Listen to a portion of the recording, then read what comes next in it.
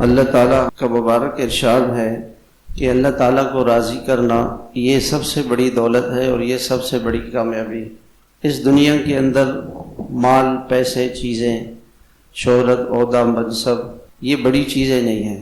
بڑی چیز کیا ہے کہ کسی کو اللہ تعالیٰ وہ زندگی دے کہ جس زندگی سے اللہ تعالیٰ خوش ہوں، وہ اللہ تعالیٰ کو راضی کرے، اس کا ہر لمحہ اللہ کی رضا اور خوشنودی میں گزرے، اس کا دیکھنا اللہ کو راضی کرنے والا ہو اور اس کا سننا اللہ کو راضی کرنے والا ہو، اس کا بولنا اللہ کو راضی کرنے والا ہو، اس کا کمانا، خرچ کرنا، لوگوں سے معاملات، خوشی غمی، یہ اللہ تعالیٰ کو خوش کرنے والی ہو۔ ہر کام میں اللہ تعالیٰ کی خوشی کو دیکھے کہ میرا اللہ کس بات سے خوش ہوتا ہے، اور جس بات سے اللہ پاک ناراض ہو اس سے بچنا، اس سے بچے، یہ سب سے بڑی دولت ہے۔